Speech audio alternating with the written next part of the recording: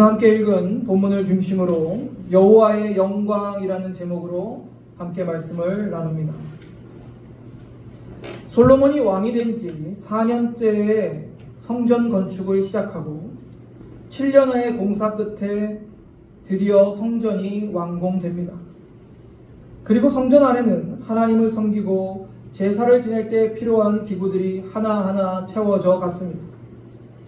이제 솔로몬은 완공된 성전의 그 첫 번째 우선순위로 여호와의 언약궤를 성전 지성소에 모시는 일을 실행합니다.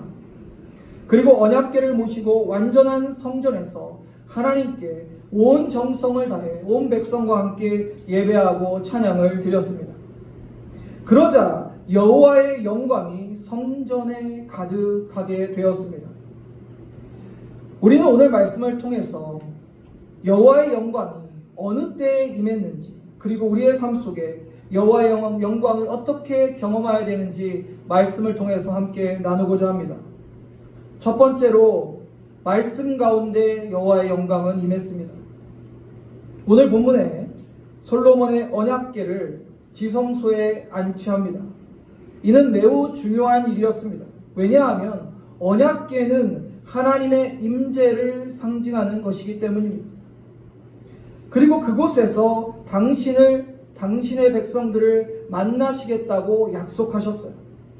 솔로몬은 율법의 규정에 따르지 않았던 아버지 다윗의 실수를 기억하며 오직 말씀대로 언약궤를 옮겼습니다. 4절 5절을 보시면 이스라엘 장로들이 이르되 레위 사람들이 궤를 매니라. 궤와 회막과 장막 안에 모든 거룩한 기구를 메고 올라가되 레위인 제사장들이 그것들을 메고 올라가매. 율법의 규정대로 레위 사람들로 궤를 메고 언약궤를 옮겼습니다. 지성소 안에 언약궤가 안치된 후에 비로소 진정한 성전 건축이 완성된 것입니다. 언약궤는 곧 하나님의 말씀입니다. 우리는 언약궤 곧 하나님의 말씀에 여호와의 영광이 임했다는 것을 본문을 통해서 확인할 수 있습니다. 하나님의 그 말씀 가운데, 그 언약궤 가운데 여호와의 영광이 임했다는 것. 오늘을 사는 우리 성도들도 마찬가지입니다. 우리가 어떻게 하나님의 임재와 영광을 우리 삶에 경험할 수 있을까요? 요한복음 1장 1절과 14절을 보면 이렇게 말씀하십니다. 태초에 말씀이 계시니라. 이 말씀이 하나님과 함께 계셨으니 이 말씀은 곧 하나님이시라. 그리고 14절을 보면 말씀이 육신이 되어 우리 가운데 거하심에 우리가 그 영광을 보니 아버지 독생자의 영광이요 은혜와 진리가 충만하더라. 말씀이 육신이 되어 오신 분이 예수님이죠. 언약궤에 하나님의 영광이 임했듯이 성도 안에 말씀 되신 예수님이 계실 때 우리의 삶 속에 하나님의 영광이 임할 줄을 믿습니다. 또한 우리가 말씀을 읽을 때, 또 묵상할 때, 말씀이 선포될 때 그 말씀 가운데 하나님을 만나고 하나님의 영광이 임하는 것을 우리는 경험할 수 있습니다. 여러분, 말씀 가운데 하나님을 만나 보셨나요? 하나님이 말씀 안에 계시고 하나님이 곧 말씀이신데 우리가 말씀을 읽을 때 그 말씀 속에서 하나님을 만나는 그 은혜를 경험할 수 있어요. 제가 신학교 다닐 때 설교학을 가르치던 교수님이 그런 말씀을 해주셨어요. 어떻게 설교해야 되는가? 설교자는 기록된 하나님의 말씀 가운데 자신이 먼저 하나님을 만나고 말씀을 통해서 하나님의 음성을 듣고 그 하나님을 설교 가운데 선포하고 전하는 거다. 제가 그 말씀을 듣고 크게 마음에 새겼어요. 그냥 기록된 하나님의 말씀을 전하고 선포하는 것에 끝나는 게 아니라 내가 먼저 하나님을 만나고 내가 그 말씀 가운데 하나님의 음성을 듣고 그 만난 하나님을 설교로 전해야 되는구나. 여러분, 정말 이거 쉽지가 않습니다. 저도 노력하고 있고 몸부림치고 있지만 여러분, 말씀 가운데 늘 하나님을 만나고자 간절히 사모하고 기도하며 그 말씀을 내 마음에 둘 때 하나님을 만날 수 있어요. 그렇게 간절히 하나님을 찾고 하나님을 사모하고 그분의 만남과 임재를 우리의 삶 가운데 갈망해야 만날 수 있고 경험될 수 있는 거예요. 하나님을 만난 생생한 경험을 성도들에게 선포할 수 있다. 가장 좋은 설교가 될 것입니다. 마찬가지로 여러분의 신앙도 마찬가지. 여러분이 말씀 속에서 여러분 안에 있는 예수님을 통해서 그 만나는 은혜를 경험할 때야말로 여러분 하나님의 영광이 여러분 삶에 나타나게 될 것입니다. 오늘 본문을 통해서 분명한 사실은 언약궤 곧 하나님의 말씀에 여호와의 영광이 임했다는 것. 말씀을 가까이 하고 말씀이 육신되어 오신 예수님과 여러분이 교제하고 그 말씀을 여러분 마음에 새길 때 여러분의 삶에도 이 여호와의 성전에 임한 하나님의 영광이 나타날 거란 말입니다. 여러분 매 순간 여러분의 주인 되시고 말씀의 실제가 돼서 오신 예수님을 늘 생각하고 묵상하고 교제하시길 바랍니다. 오직 우리는 예수 그리스도를 통해서 참된 하나님의 임재와 영광을 경험할 수 있는 것. 우리 안에 계신 예수님을 통해서 주님의 말씀을 통해서 하나님의 영광과 임재를 경험하는 저와 여러분 되었으면 좋겠습니다. 두 번째는 기쁨 가운데 임재하셨어요. 오늘 본문 13절을 보시면 함께 읽어볼까요? 시작. 나팔 부는 자와 노래하는 자들이 일제히 소리를 내어 여호와를 찬송하며 감사하는데 나팔 불고 재금치고 모든 악기를 울리며 소리를 높여 여호와를 찬송하여 이르되 선하시도다. 그의 자비하심이 영원히 있도다. 그때의 여호와의 전에 구름이 가득한지라. 아멘. 여호와의 성전이 완공되고 온 이스라엘 백성은 기쁨에 찼어요. 그 기쁨으로 하나님께 찬양하고 예배할 때 여호와의 영광이 그곳에 임했습니다. 성도들이 자주 쓰는 말이 하나님의 영광이죠. 우리는 이 말을 빈번하게 사용하지만 진짜 하나님의 영광이 언제 임하는지는 잘 모르는 경우가 많아요. 그러면서 우리는 하나님의 영광이라는 말은 자주 사용합니다. 본문의 말씀을 보면 하나님의 백성들이 하나님으로 충만한 기쁨을 누렸을 때 하나님의 영광이 임했다는 것을 알 수 있습니다. 하나님이 무엇이 부족하시기에 우리한테 무언가 바라시겠습니까? 그렇지 않으세요. 그러나 하나님은 하나님이 창조하신 피조물인 우리가 하나님으로 기뻐하고 충만할 때 하나님께서는 영광 받으시는 거예요. 그리고 그 영광이 나타납니다. 여러분, 우리가 하나님으로 우리 주님으로 말미암아 기뻐할 때 하나님의 영광이 나타난다는 거예요. 여러분 기뻐하십니까? 주님으로 말미암아 하나님으로 말미암아 여러분이 기뻐하셔야 돼요. 그렇지 않고서는 하나님의 영광이 내 삶에 경험되기가 어려워요.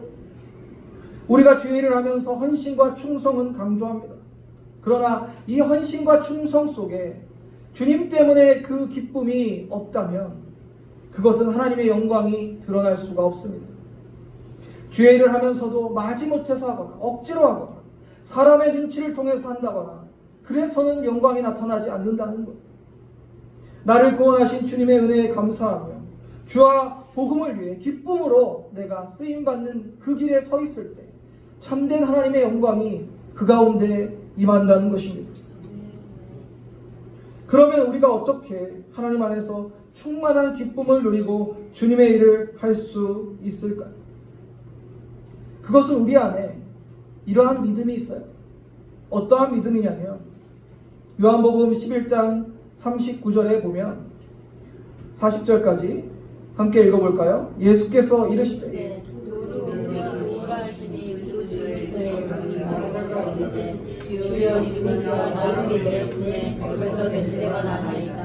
예수께서 이르시되 내 말을 내가 믿으면 하나님의 영광을 보리라 하지 아니하였느냐 하시니. 아멘. 나사로가 죽은 지 사흘이 됐어요. 이미 썩어서 냄새가 나는 상황에서 예수님께서 도착하시고 마르다에게 이런 말씀을 하세요. 내가 믿으면 하나님의 영광을 보리라. 내가 믿을 때 하나님의 영광을 본다고 말씀하신 게 무슨 뜻일까요? 여러분 어떻게 구원받으셨습니까? 예수 그리스도를 믿음으로 구원받았습니다. 그 믿음이 있을 때 영광을 보게 되는 거예요. 당연한 말씀 아닙니까 하시지만 정말 그 믿음으로 우리가 하루하루 살아가고 있냐는 거예요. 과거에 한번 내가 예수님을 뜨겁게 믿고 영접했을 때 그때 여러분 어떠한 경험을 하셨습니까? 충만한 기쁨과 하나님의 임재와 그 영광이 내 삶에 펼쳐지는 것을 경험하시지 않으셨어요? 그러면 우리는 매일매일 나는 예수 그리스도의 그 십자가의 은혜로 구원받았습니다. 나는 그 예수 그리스도를 믿습니다. 이러한 고백 속에 살아갈 때 여러분의 지금의 삶 가운데서도 하나님의 영광을 보게 될 것입니다. 우리가 그렇게 할 때 하나님께 기뻐하며 찬양하고 감사의 제사를 드릴 수 있는 것 아니겠습니까? 여러분, 신앙이요 복잡한 게 아닙니다. 신앙은요 우리 예수님 믿고 그 예수님으로 기뻐하고 그 예수님으로 온전히 만족하며 그분을 믿고 살아가는 거예요. 그것이 전부예요. 예수님 말고 무언가 더가 보태져 가지고 신앙이 완성되는 게 아닙니다. 예수님 외에 무언가 더가 보태져야지 영광을 볼 수 있는 게 아니에요. 하나님은 예수 그리스도를 통해서 영광을 보이신다고 하셨어요. 우리가 그분이 우리의 주인 되시고 우리가 그분을 온전히 감사하며 믿음을 고백하며 나아갈 때 우리의 삶 속에 하나님의 영광이 반드시 임할 것입니다. 그것을 믿으십니까? 제가 어렸을 때 5살, 6살쯤 된 것 같아요. 그때 어머니가 피부 관리실을 아주 조그맣게 하셨어요. 근데 저희가 그때 살 집이 없어서 밤에 그 상가 바닥을 쓸고 거기서 잤거든요. 머리카락 치우고. 그런데 우리가 자기 전에 가족끼리 기도하며 우리가 예수님 믿고 구원받아서 얼마나 감사해요. 그렇게 기도하고 자는데 저는 너무너무 편안하고 행복했어요. 집도 없었죠. 뭐 거기서 먹고 자고 하는데 세상 사람들이 보기에는 무엇이 행복하고 무엇이 기뻤겠습니까? 그런데요, 저는 거기서 하나님의 영광의 임재를 경험했어요. 우리가 예수의 이름을 찬양하고 우리가 예수의 이름을 믿음으로 고백하며 감사할 때 그 안에 충만함과 기쁨과 하나님의 영광이 있다는 것을 어렵지만 경험했어요. 여러분, 이러한 경험이 여러분의 신앙 가운데 있으시기를 주님의 이름으로 축원합니다. 하나님의 영광이 멀리 있는 것이 아닙니다. 여러분이 정말 예수님 때문에 기뻐하고 그분을 믿음으로 고백할 때 내 삶에 하나님의 영광이 함께 하시구나, 그분이 임재하시는 걸 경험하시게 될 거예요. 로마서 5장 1절 2절을 보시면 이렇게 말씀하세요. 그러므로 우리가 믿음으로 의롭다 하심을 받았으니 우리 주 예수 그리스도로 말미암아 하나님과 화평을 누리자. 또한 그로 말미암아 우리가 믿음으로 서 있는 이 은혜에 들어감을 얻었으니 하나님의 영광을 바라고 즐거워하느니라. 아멘. 우리의 기쁨의 근원이 예수 그리스도를 통해 우리가 거듭나고 의롭다함을 받았다는 거예요.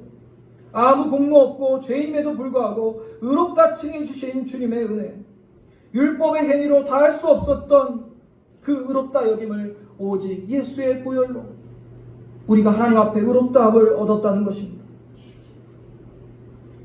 이 칭의가 어떻게 가능하겠습니까? 바로 예수님이 우리를 대신해 모든 죄를 짊어지시고 십자가에 못 박혀 죽으심으로 우리의 죄를 사하시고 이제 우리 그분을 믿으면 하나님께 이 칭의를 받게 되는 겁니다. 하나님 앞에 예수님은 우리의 죄값을 속량하셨고 십자가의 순종으로 우리의 구원을 성취하셨습니다. 칭의의 이 은혜를 허락하신 우리 하나님께 감사하는 저와 여러분 되시기를 바랍니다. 하나님의 영광은 이러한 감사와 기쁨이 우리 안에 있을 때 임하게 되고 경험하게 되는 것입니다. 솔로몬이 성전을 건축하고 하나님의 말씀인 언약궤를 지성소에 모시고 그 성전에 하나님의 영광이 임했어요. 그리고 하나님으로 온 백성과 솔로몬이 기뻐하며 찬양하며 예배할 때 영광이 임했습니다. 사랑하는 성도님들, 하나님의 말씀 가운데 살아가십시오. 그 말씀 안에 하나님의 영광을 경험하게 될 것입니다. 주님 때문에 기뻐하시길 바랍니다. 제가 항상 말씀드리지만 무언가 보태져서 기쁜 게 아니에요. 예수님 한 분만으로 만족하고 기뻐해야 되는 겁니다. 말씀 가운데 주님 안에서 기뻐함으로 하나님의 영광에 참여하는 저와 여러분 되기를 주님의 이름으로 축원합니다.